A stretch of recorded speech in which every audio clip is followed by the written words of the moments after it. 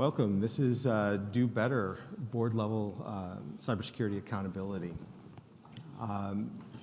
We should hopefully have a good morning, good discussion. A lot of folks here and an accomplished group of people up here with me on stage. My name is Chris Hallenbeck. Really, that's not true. He just found us out in the hallway and said to me. But we're looking for one more in case somebody wants to, come up. There's an extra seat. I'm Chris Hallenbeck. I'm the CISO for Tanium. From my perspective, I've done incident response for U.S. government, and I've briefed a lot of board members during crisis moments. But a lot of this discussion is around some of that preparation and some of the reactive things that are driving the decisions that boards are making, that regulators are making, and we'll get into that. So we'll go down the line here. Greg, technology attorney, patent attorney, privacy. You've been a number of places over that time, and no surprise, though, that we have a lawyer on the panel. I mean, you can't have regulation without lawyers. Hey, somebody's got to help me pay for college for my daughter. Hi, my name's Greg Silberman. Most recently was AGC at Zoom, ran their global privacy program. Started that in December during the pandemic when I suspect a large number of you, except for the Google and Microsoft employees, switched to Zoom. I then prior to that, I actually started my career with the Department of Energy at Lawrence Berkeley Labs as an electrical engineer, and then cut over to studying law, and have gone the gamut of working for the government as a lawyer, to big law and private practice, to small technology startup, beginning with Silence, getting sold to BlackBerry, and then finishing up that career at Zoom. Taking it down. Yeah, Brian, CEO at Diligent for what, about a little over 8 years now? Yeah. Wow, you're dating me. We haven't gotten to Maggie yet. Like I said, we've got an accomplished group of people. Sure. So Brian, CEO of Diligent. Diligent, we offer governance, risk, and compliance software to about 25,000 companies around the world. Approximately 700,000 board members, CEOs, CFOs, general counsels use our application to communicate across all their governance needs. Over the course of the last 8 years, since I've been at Diligent, we've expanded from governance because the board's role has expanded quite materially from governance to areas that fit squarely on risk and compliance, cyber being one of those top-level board areas of risk for obvious reasons. All right. And last but not least, Maggie, you have been a former CEO for Frontier Communications. What, 50 some odd boards that you've been on? 51. So just a few. But how many different sectors have you cut across in that time? So, first of all, it's great to be here and be with all of you. I have the privilege to sit on the Tanium Board of Directors. I sit on 7 corporate boards today, but 51 in my career. Went on my first board at 28 years old, so I've seen a lot of change in governance over the years. I did run a Fortune 500 for 12 years. I did a startup, fourth woman to take a company public in the United States. And I chaired the National Telecommunications Security and Advisory Committee for President Obama when he was president. So I've been around cybersecurity for a long time. Bad guys keep getting better, so the good guys have to be better than that. And I'm looking forward to the discussion. Great. Well, welcome to all of you. So I guess the first thing I wanted to ask is a little bit of a chicken and egg. Which came first, the regulation or the litigation? What is driving, from your perspective, we'll start with you, Greg, what is driving the push right now? Is it the fear of regulation, or is it the fear of litigation that is causing boards to look to bring cyber? Well, it's actually multiple factors. We have an ever-growing number of regulations addressing privacy, specifically cybersecurity. Now we're going to start seeing ones directed towards AI. that are all going to have privacy and security components to them. There's also general overarching laws in the United States, particularly around like the Federal Trade Commission, and specifically Section 5, dealing with deceptive and unfair practices from a consumer practice standpoint, and that ebbs and flows depending upon who's in office, and whether you have a conservative group sitting in the FTC amongst the commissioners or a more progressive group. Right now we have a much more progressive group coming in that they are going to seek a lot more enforcement actions against companies. But then we also see this mushroom of state regulations as well as sectoral regulations for banking, healthcare, and telephony. Similar is occurring overseas, and since many of you work for companies that are global in nature, that's going to create a great deal of pressure. However, as you raised, where there's regulations, there's lawyers, and where there's lawyers, there's litigation. Both consumer litigation, commercial litigation built around this, as well as enforcement actions from the regulatory authorities and the DOJ. And soon we're going to see the SEC. As we are now going back to 2022, we saw the draft regulations. Those will be coming online, not just changes to SP, but changes to SK as well, regarding the types of disclosures that you have to make and when you have to make reporting. But I suspect we'll get back into that a little bit later. So I'm saying it's going to be those forces that are driving this need for boards to be more required. And some of them are just explicit. They say, thou shalt have your boards be informed, thou shalt disclose. Yeah, I mean, boards have been focused for quite some time now on cyber and cyber threats, so that's nothing new. I think with anything, with any type of activity like that, you're seeing just a massive continued increase in litigation for any issue, class action, et cetera, across so many organizations around the world. I think that the SEC's proposed increase in disclosures related to cyber is a really big deal, and I think it's going to cause a pretty massive, it's going to have a massive impact on boards. I think about it through our clients and the questions that we get asked. I think for all the conversation that exists around ESG and other ESG-related matters, I think that the increase in cyber disclosure required by boards is going to cause much more of a shakeup and change in activities in the way boards are composed and how they have to react. I mean, companies need to come up with what is a material cyber breach. It's a really interesting question. Different companies will have different views of it. Different organizations have different levels you disclose it to your board based on that, and what you disclose publicly, deciding what that is, how that has an impact, I think is a real question that many boards are dealing with, and with a varied level of expertise around cyber, around IT, specifically at the board level.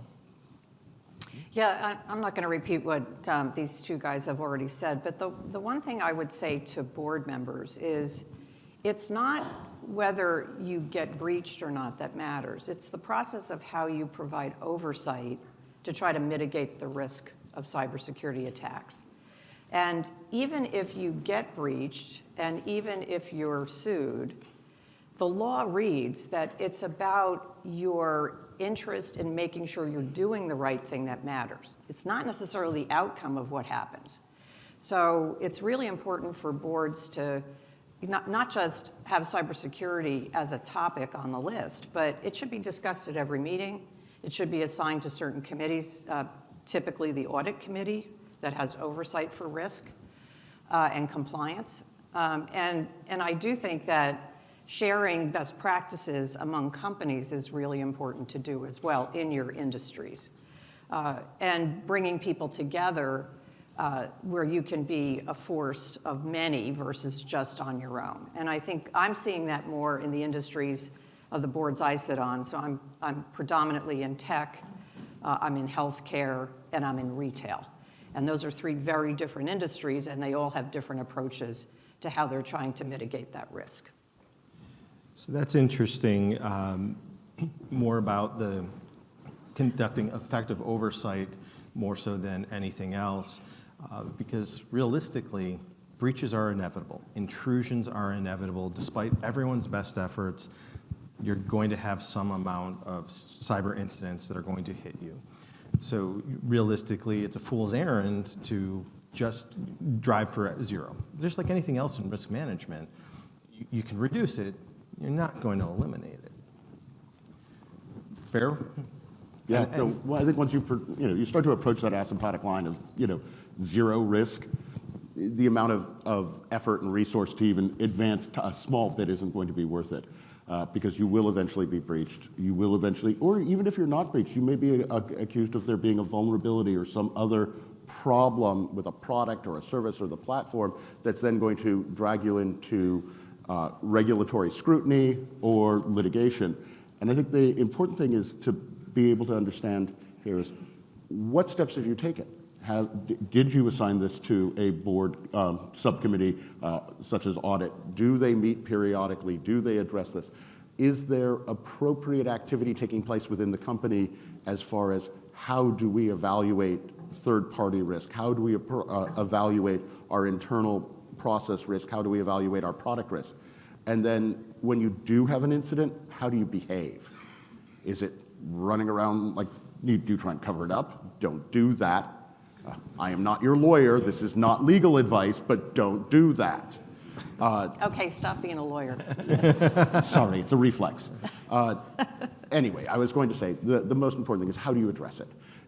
One of the requirements of the proposed regulations we were discussing is you're going to have to conduct a materiality assessment before determining what type of disclosure you're going to have to make. There's going to be once you've determined there's a material incident, some of the time frames that are being proposed are on the order of 48 hours for disclosure. So for those of you who do a lot of business in Europe and have had to contend with GDPR and short timelines there, well, at least it's familiar. But I think that is, one of the things is prepare for the fact that you're going to have an incident and then just, face it. Yeah, the one thing I would say too is the most vulnerable thing in your company is your senior executives. That's where a lot of the breaches actually start, is with phishing exercises to your senior team. Because people that are senior executives in companies want to be responsive to everybody, right? So instead of maybe pausing and answering an email that they shouldn't be answering, that actually gives access to the bad guys, you need to learn how to train your senior people what to look for, and that it's okay to delete things that they don't read. It's okay. I mean, I literally just over the course of the weekend, flying back, had a board member reach out to me and say, "Did you text me about acquiring Apple gift cards?" And I said, obviously, no, but it's the number of attacks that are coming and more sophisticated, I think, just continue to grow. The one thing I'd say, just from a perspective of some of the CISOs in the audience, you're never going to avoid any type of breach or any type of security threat, but I also think, to Maggie's point, the way you communicate risk to your board is super important. And whenever I go to one of our, whether it's audit committee or one of our clients, we talk about, after a CISO has gone and presented to a board, said, do you feel better or worse after that conversation? And the most common, I hear the joke, the most common answer is either worse or I just don't know. And I think the way that you communicate complex risk, the way you communicate, what's happening from a trend perspective, where you communicate how you're actually building your own defenses and preventing things, whether it's at the executive level or not, is really, really important. And I think for the board to have oversight, you could ask Maggie across her 51 companies that you sit on board. I'm sure that the level of communication and variance and best practices across those on who's communicate those in the right way, in a way where you leave that board CISO presentation saying, I don't feel better, but at least I feel like we have control of things, or our hands over things. And it is, I'd say the variance across companies is pretty massive. Yeah, you want to just be able to react quickly when something happens. And you want your workforce, if they see something, they say something. Because a lot of times there's so much activity going on in our companies, we're not going to be able to manage and control that activity. But what we can is help inform and educate our workforce what to look for, from the front line all the way up to the top of the house. And I think keeping that approach, that diligent approach, no pun intended to you, is extremely important for mitigating as much risk as you possibly can. It's not going to eliminate it, but it'll at least help get the flow of communication and keep people in your companies educated about what's happening. Hey, Maggie, one thing I've seen in sitting in board presentations, and I'm sure you have, where you'll have a CISO or another technical person, sometimes a lawyer, reporting something to the board, and you just watch the board get lost in the minutia of being given way too much detail about just too much technical information, which is really fascinating to the CISO or really fascinating to someone else on the, who's delivering this information, but it's not bringing up the high-level items. It's not saying, this is what we're moving to, this is what the potential risk is that we're trying to mitigate, this is the time and resource it's going to take. Or we have a new product launch, it's incorporating these new technologies, we're going to be bringing this in, there's a potential risk here, this is how we're approaching. Do you have any other advice for the technical people who have to present to boards about what they should be saying? Yeah, and usually the warm-up is in the audit committee. Before the board gets a presentation, the audit committee typically gets that presentation. And I know as a chair of multiple audit committees, I make sure that I'm sitting down with that CISO or that head of engineering and operations and saying, here are the 5 points we want to talk about with the board. And it's not just download, it's discussion. So come up with questions that you want to ask the board, or come up with themes that you want to get insights from the board as to how they think about that for the business. So you don't want it to be a download, you want it to be a discussion, but it should really, your audit committee should really take the lead on that and make sure it stays at the right level for the audience. One of the things that I've seen, there's this tendency to, we label it cybercrime as an example. Instead of just crime. It's crime, it just goes faster. At a greater distance and more scalable because of the cyber component of things. A lot of risk, and that's, I guess, really what the conversation gets to, is it needs to be translated to general terms about risk so that it's approachable to the business, to the board. Again, bringing it up level a bit in terms of that discussion. So really need that CISO or other executive to be a translator from the deeply technical and operational side of things to what the board is looking for. Is that a good summation of that? Yeah. Yeah, and I also think that you want to have some level of cyber expertise either on the board or available to the board. So it doesn't have to be a board member. It could be, having Brian come in from Diligent and talk about what they're seeing in the landscape. It could be, there's a, EY or KPMG, PwC, they all have practices with expertise. And they all do interaction with boards on risk. So what I like to do is not just have the same people, but get different perspectives at different meetings. And then, I also, from an audit committee chair perspective, will invite any member of the board of directors to sit in on those presentations to the audit committee. And it does enhance the knowledge across the whole board of directors versus just in that specific committee. So we talked about oversight, effective oversight, having the right conversation.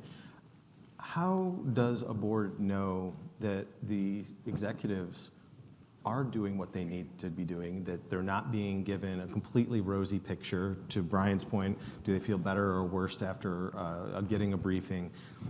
If they're walking out all smiles every time, is it because things are really that great, or are they not getting the full story? And that really gets us to that conversation of the expertise either on the board or a trusted advisor to the board, so they can ask the right questions and they can poke those executives, basically see where that BS meter starts to move, so they can truly understand and do that oversight. That's where we're heading, right? That conversation around what is the questions they should be asking.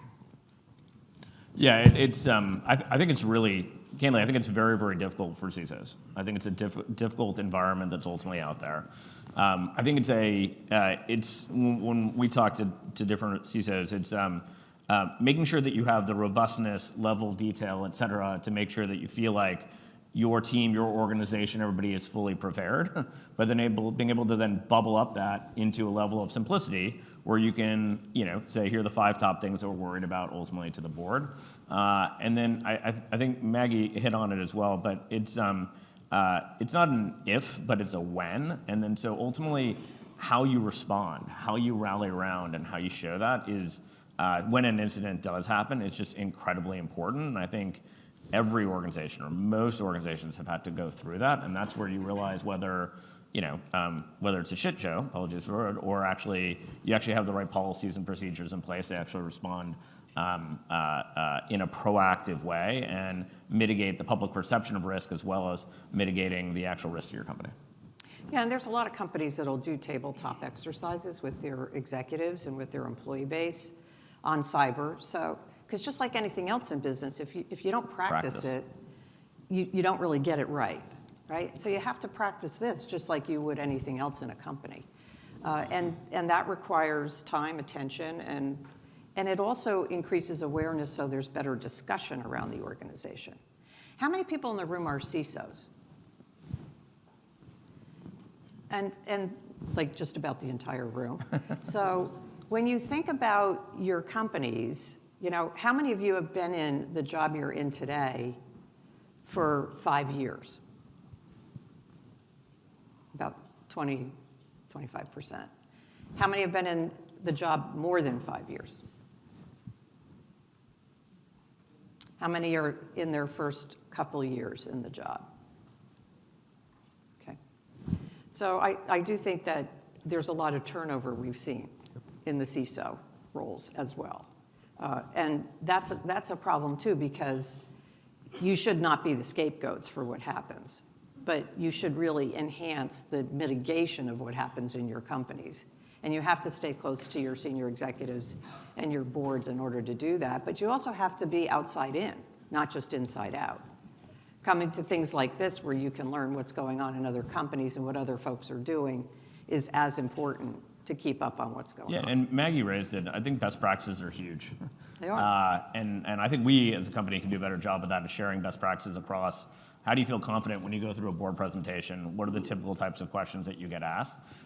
Because it's high stakes. It's high stakes for everyone, not just for you presenting to your board, but also from the board as they think about risk mitigation, things getting out publicly. And so I think we as a community can do a better job of sharing those best practices to make sure that everyone feels like they're set up for success. Because if you can have a better conversation with the board feels like they're asking the right questions, everybody can feel better prepared, and I think we can make our organization safer.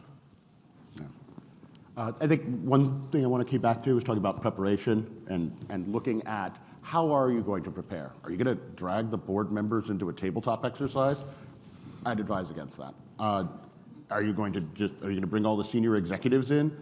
Possibly, depending upon the size and nature of the company. Where you want to go is make sure that you're providing training and exercises to people who are actually going to be the frontline responders, are going to be the people who are touching it, making sure it's specific. Giving social engineering training or anti-phishing training to those executives to make sure they are, aware of their risks. Not depending upon the technology solely to protect them. But what you want to make sure is the results of these tabletop exercises, the results of these trainings, from one level are getting bubbled up to the next or getting bubbled up to the next. Not to go tell on engineering or tell on sales. But just to say, hey, we have a gap here, or we have a knowledge or skill gap here, or a weakness here. And just reporting that up so that the senior executives understand where there's potential risk and liability in the company, and then that moves up from that level to the board, so that when the board is asking for, first the audit committee, and then to the board, so that it can be taken into consideration sort of for the next steps for that company, and how are you going to respond. And if you don't respond, is that going to be reasonable if you have a cybersecurity incident and then have to disclose about it? Realistically, tabletops, some people look at them as pass-fail things. They're not. They're learning opportunities every time. They're a diagnostic tool to understand your effectiveness of your processes and your people. And again, as you said, identify those gaps. then really, this is where the conversation again gets back to the board around oversight. Do you identify your risks? As a CISO or other executive, do you identify your risks? Do you prioritize those risks? And as appropriate, do you have a plan for addressing those risks? And do you have the resources assigned to it to do that? That's where the board oversight comes into play. Brian, you talked about simplifying or getting to bite-sized chunks of information for the board. You've very likely talked to more people than I could count on this topic.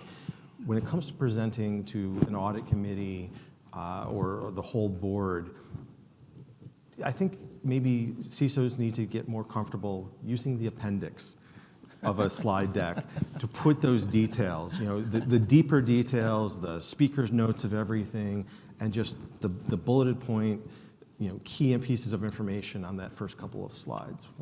Yeah, look, as I mentioned before, I think it's tough. I think it's the right level of showing the preparation, detail, attention to nuance that all of you have in driving the right security programs across your organizations.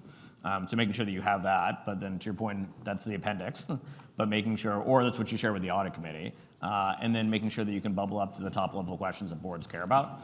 I would say, we at Diligent, we offer a board cyber risk certification program for board members, and other organizations do too, but I would encourage you all as CISOs to actually take one of the cyber risk certification programs as well, not because you maybe need to know the information, but you get to know more of the questions and the purview of the board and what they're looking at and how they look to analyze, because I do think that the cyber conversations that don't go as well is one where we're not connecting. We're not answering the questions in the right way. We're not presenting the facts in the right way. It does not necessarily mean that there isn't good underlying detail and program. And I think driving that communication matters a ton. And I would encourage you all to go and seek out and see the perspective and what boards are trying to read, learn from, et cetera, to help to be able to connect that dot and make that board presentation go as effectively as we all would hope. So as a board member, to all you CISOs, do not send your board a deck with 47 pages of appendix. It is a very bad idea. Because first of all, they're not going to read it. And second of all, it's all full of liability for your company and your board. So I'm a real stickler about this. You do an executive summary and you have some bullet points on some key things that you want to communicate and make it more discussion oriented. And the board can always tell you, or the audit committee can always say, okay, for the next meeting, let's have these 3 topics that we'll do a deep dive on. So it becomes more of an ongoing conversation versus a presentation. And I think that's really important for CISOs to understand. And the board is not in your business, right? So they want to really know, what does it mean to our customers, right? We haven't even used the C word yet in this panel. The customer really matters in these companies. And so the mitigation is all about protecting customer data, right? It's all about critical infrastructure that customers rely on. So you want to stay focused on the things that really matter for the business, where the protection is. And you can't protect everything. So you got to pick the 80-20 for your industry and for your regulatory environment. If you're in financial services or you're in healthcare, you're highly regulated, right? If you're a startup tech company, you're not highly regulated. So also understand the context of where the risk is, and have that checklist that you can use with your team and also with your board. So we wanted to share, I don't know if any of you had a chance to see it. The RSA conference has a CISO Perspectives series. They just actually put one out earlier this month, basically covering what top CISOs include in their presentations to their boards. So it's a multi-page presentation they put together, RSA put together using a number of top CISOs, and it covers all of the general topics and areas and the approaches that these CISOs use to present to their boards. It is an excellent primer I was happy to read it and recognize some things that I know I'm doing, and then also taking some notes on things that I want to do differently as a result of reading that. Your fellow CISOs can be a huge resource in trading ideas. So tap into that. Let's get back to the board side of things. Let's talk about how do we get better or more knowledgeable, cyber knowledgeable people onto the boards. Brian, you mentioned the certifications that Diligent has. National Association of Corporate Directors has their Accelerate program and their certifications. In fact, the Retail and Hospitality ISAC just a week ago announced their alliance with the NACD for that program, trying to create that pipeline of CISOs to the board. But if nothing else, to your earlier point, if nothing else, getting CISOs more attuned to what the board needs to hear. These types of programs to drive educating executives so they can become part of the next boards. Is that where we need to go? Yeah, so do I think there will be more cyber-aware people on boards in the future? I would say absolutely. Typically, a board doesn't look to add people who just have very specific slivers of expertise. And so you want someone who can speak to a broader set of issues. But I think as boards look to add additional board members to refresh, to add people with different or diverse perspectives, I think having someone with depth and expertise from a technology side or a cyber side would be a huge asset. But I haven't heard many board members specifically who are looking to say, I need to add a CISO to the board. But definitely, as I think about all the people here in the audience and your own collective profile as executives, I think having been a CISO or having been deep in cyber and then going on into multiple roles would be a huge asset for a board where someone can say, we're adding this individual because of their broad set of expertise. And by the way, they actually did spend time or did have a stint as a CISO, and so offer a unique level of depth. I think that would be a home run for many boards. And I think as boards are continuing to look for more diverse perspectives and profile, I think depth within technology, depth within cyber is definitely an area that people would love to have in the broader set of expertise. I think it also depends on the size of the board, depends on the industry the board is in. And it depends on the company profile itself as to what the board composition needs to look like. And it depends on whether you're private or public. I mean, if you're a public company, you typically have somewhere between 8 and 12 board members because you have 3 SEC committees that you have to populate with expertise. That's 9 people right there. So on the private side, your boards are typically somewhere between, 6 to 8, and they meet half the amount of time for half the time. So there are very different cadences to how boards get together, what topics that they discuss when they're together, and how deep they go on those topics. And the expertise varies depending on the companies, the regulatory oversight in the industries.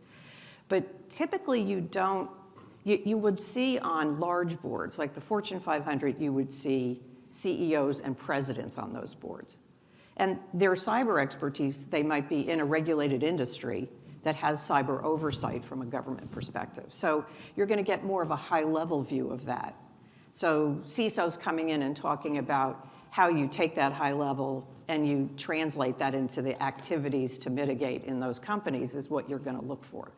Where if you get to the 500 to 1,000, or even some of the private companies, you won't have that same level of high-level expertise on boards. They'll be more varied. So there are CISOs that I know sit on a number of boards, but there's also usually precluded to only sit on one other than their day job, because that's typically how companies look at their senior executives' time. But that's a way to understand how other companies deal with these issues. And then the last thing I would say is there are a number of great conferences you as a CISO can go to and interact with lots of directors. The Stanford Director College is a great example of that, and they have programs on cyber. where directors are getting educated collectively on what the latest risks, mitigation, or case studies are. And for you to attend one of those gives you a better landscape of what's happening in a number of areas where boards have to focus from an oversight and regulatory perspective. And I think that also was going to highlight the ability to present to the board, to communicate to them is definitely going to become much more of a required skill set for CISOs. Yep. How to lay this out for the audit committee, how to take it from the audit committee to the full board if need, is going to be critical, because I don't think every board is going to all of a sudden be able to pluck a CISO and say, now you sit on my board as well. Some may, just because they imagine someone's going to misinterpret SEC guidance that's going to say, oh, we have to have cybersecurity expertise. Who can we hire? You. And think that's some sort of talismanic, magical, stamp that's going to then protect them going forward from liability because, well, he used to be the CISO at company XYZ and now he's on our board, and so we covered, right? Yeah, you really don't want that job either. So that actually, I guess, is the next thing about this. How deep is deep enough? What's that level of knowledge that a board needs to have if they're to follow the likely regulations around this? Well, and the other thing is the regulations are in many ways just codifying advice and that has been being given by the SEC to date. And so it's getting spelled out. Hopefully we'll get some better guidance around this. But it's really a lot of just codification of you should be, when you have to file your documents with the SEC, you need to be reporting, material breaches. You need to be reporting material impacts. You get hit with ransomware that shuts down your, ability to handle the accounting for the products being manufactured in your factories. This is a reportable event. If it's going to impact above a certain threshold. But as you take a look at this, realize that it's going to be a codification of all of this existing guidance that has been out there, and a lot of it is, does the board have an understanding? Can they make a reasoned decision? Everyone there doesn't have to understand every detail of the encryption that you use, or how your endpoint detection and response systems work. What they do need to do is understand what's the general risk to our business, what is the risk to our customers, how are we going to mitigate that, and what regulatory environment do we exist in? And I think that is what that line has to become, is can they be intelligent about this, and can you communicate it in a way that it doesn't result in the I didn't know. Yeah, I think 2 points. One, board has to show oversight over areas of cyber in addition to many other things. I think Maggie's framing it as a ongoing dialogue and sets of questions is a great way to show that you are showing that oversight, that it isn't showing up once a year in a committee, but it actually shows that the board is providing the right level of oversight, which should be an ongoing activity. So that's kind of one. But the second point is it's going to be very, very interesting to look across within your industry, across the different sets of competitors, what they disclose versus what you disclose. And so whenever you enter a realm of increased disclosures, it then will be, it'll be interesting to look at the comparative points across different peers and different industries to describe or to show what people are disclosing. I don't know what the answer to that is, whether it's more or less, et cetera, but you're going to get questions of why did you disclose this versus someone else? And what did you declare as material versus else? And that's going to, I think, create an increasing environment and scrutiny that will matter more in some industries like healthcare, where certain data actually matters more, the customer data focused industries. But I think that is first, oversight matters, how you show that oversight and that ongoing dialogue. But then second, when we enter this world of increasing disclosures, then we're going to get into a lot of different dynamics around why did one company disclose this versus someone else, and how does that differ from industry to industry? Yeah, the other thing to keep in mind is if you're a public company, your board only has 3 duties. They hire and support or fire and change out your CEO. They make sure that the company has a solid strategy of where they're headed over the next 3 to 5 years. And they make sure the company is well governed. And this is where cybersecurity comes in. It's one of the things of governance. It's not the only thing. So your board members are nose in and hands out. They're not there to operate your business every day. They leave that to management. So when you actually speak with your boards of public companies, keep an eye on the strategy of what you're doing and the governance of what you're doing, because that's what's really important to them in terms of their oversight. That's what they're held accountable for from a legal or regulatory perspective. On the private side, it's more nose in and hands in. Your board members are more operationally focused on the business, because in most of those cases, they're high growth companies. And they're not as mature as some of the larger public companies in terms of their checks and balances and their processes. And so thinking about how cyber fits in that environment is different. And your board will probably be more operationally focused on what happens day to day in the company than your public companies would be. Any other final thoughts before we open up to questions? Yeah, just riffing off one of Maggie's points, where the board's role is governance, it's just been very interesting to see what governance has meant over the course of the last 8 years. Where the adage that a board's role is to hire and fire the CEO is obviously correct. The things that CEOs will get fired for today tend to be broader than what they were fired for 7, 8 years ago. And I think governance has evolved into as much an exercise of risk management as anything else, and showing how, as we've seen over the course of the last, post-pandemic, so many new or heightened risks actually show up. And so I think your role as a CISO in helping the board from a risk management perspective around cyber is just, that's where that all fits into the mix and the incredible importance of it. I think one final thing is consider the externalities of the company. And the question of what do you report, what do you don't report? Hey, wait, the competitor didn't report this. Why are we reporting this? Well, maybe you're subject to a consent decree and you have auditors coming into your company for the next 20 years, and they're going to come across this, and then the FTC, if it's the FTC is going to say, why didn't you report this? And you're going to say, well, my competitor didn't report it. Okay. You can't use my competitor didn't report it as the rubric. You better have a better explanation why you did not report something. If you have received a CID, if you've received requests for information from the Department of Justice, from the FTC, from a regulatory authority that is touching on some of this data, that's an area where you're going to want to be heightenedly sensitive about what are you reporting, how are you reporting it. You want to avoid the appearance that you're trying to, gloss over things. And so making sure that you have an explanation why you didn't report something, that's fine.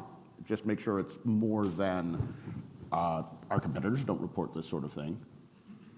Which now as I say that sounds an awful lot like the advice of if Timmy jumped off the roof, would you jump off the roof as well? And I'm... Okay, you're a lawyer. You can stop talking now.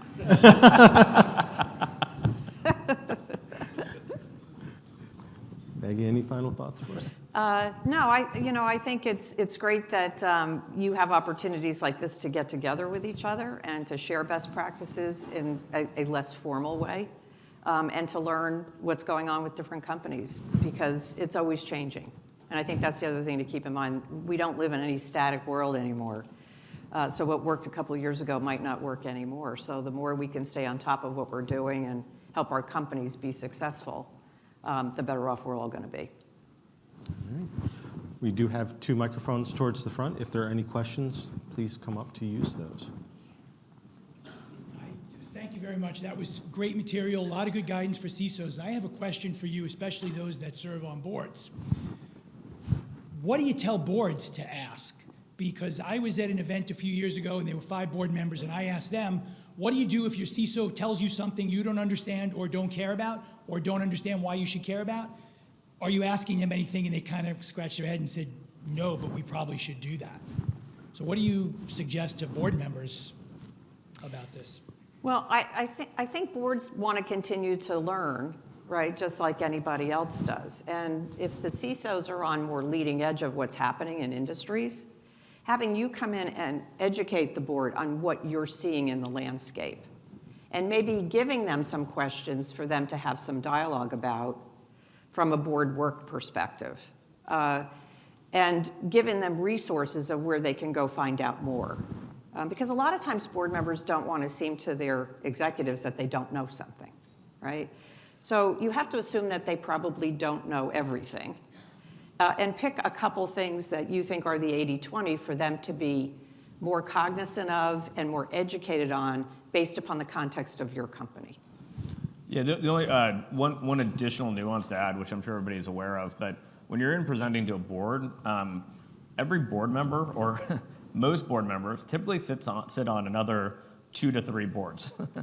And to know that they're walking in there in that conversation, knowing that they've had a similar dialogue with at least 2 other CISOs on other companies. And so I think the best practice is in knowing that they may have context on a different industry. And so they're asking questions around how this industry responds differently. And so I think walking in knowing that that individual has already been briefed by, on average, 2 other CISOs, and understanding what you can add, what is different, what is specific to your company, your customers, your employee base, et cetera, I think that's always helpful nuance to pull out. Thank you. Good morning. This has been wonderful. So how do you socialize to your board members and your C-suite, since we know that they are all going to be primary targets of things, that their spouses are also going to be a primary target to things, and how do you address that to the board for education into like MFA or some of the other security practices? It's a really good question. To be very candid, I've never had a conversation with the board around the potential impact of their spouses on phishing and other activities. It probably should be part of broader board education. There's a lot of work that gets done across executives around making sure executives are, whether you're doing exercises of, people trying to, spoof your executives and other dynamic than that. But it's a very fair point to raise. I have not, a data point of 1, but I've not heard education as focused on the spouses or the partners of C-suite. Or just even the family and household, because, someone brings malware into the house and it can move laterally through it. So I think some of that may be just educating as well, and continuing that education around do not, use unapproved hardware and devices. Do not, email this to your, personal account. Don't have a family password for the computer type thing. So yes. You basically don't do all the things that almost everyone had to do at some point during COVID. Yeah. Especially the early days. I guess we just hire single board members and that would be better. So. One of the screening questions to limit your risk. Yeah. Yes, fair question. Yeah, then Are you married? Yeah. Unfortunately, the HR attorney is now going to come out and have an issue. Yeah, 2 things. First thing is you keep on talking about putting the security stuff in the audit committee, which is great if they're checking on things. Why not in the governance? Well, I think it has to be both. But I think the deep dive on risk is typically in an audit committee, because that's where you're going to have more expertise on that committee than you might in the governance side. Only for Because checking. governance covers a lot of different topics. Yeah, only for checking on the after fact. Truth be told, I'm on a board, and we stuck it in the governance after weeks of deliberation. Should it be audited and everything? We work together. Second thing is the advice someone asked about what do you tell the board? What I ask for is where is my risk and what are you doing to protect it? And is there anything left? And those are the 3 questions I always ask as advice. Yep, it's good advice. Hi, this is Ilyas from Cybershelter, Dubai. I was a CISO for 20 plus years, and now I'm actually started my CEO journey recently. So one of the questions I want to ask is, now the discussion here is all about cyber attacks and phishing and fraud, external one. But most of the cases, mostly there are many insider attacks, including most of the frauds these days are happening due to information security weaknesses, where reporting of CISO to CEO or CRO, CIO is always a challenge. Because in my past experience, we always have that conflict of interest, because there could be potential data leakages, data access by executives, and many of the frauds happening through that also. So what is your point of view on CISO reporting to the board, or CISO has that extra authority? Because accountability comes with authority. You know, you have to have the authority to be accountable. Otherwise, normally what happens most of the time, any fraud or security incident happens, CISOs are the scapegoats, and board is, although they are accountable, they are not coming in picture. What's your thoughts on that? That's quite the question. The only thing I would say is the CISO is accountable to the CEO of the company, first and foremost. And the CISO is also accountable to the board based upon helping to mitigate risk and understanding where the risks are in the company. But that's in partnership with the CEO. You know, CISOs just don't go do it on their own. And I think it has to be, your CEOs have to be very involved in what happens in mitigating risk in their company. And just like you would have a CFO in a company that's in charge of being accountable on the financial side of the business, you have a CISO that has to be accountable to the CEO and the board with regard to risk and oversight from a breach perspective. So, you know, and every company probably operates a little bit differently depending on their structures, but, you know, the accountability goes up and down. Yeah, but the CEO himself could be violating, you know, We certain can, policies. yeah, we can carry on the conversation after this. Unfortunately, we have hit time, so feel free to grab us as we head out. But thank you very much, everyone. Thank you.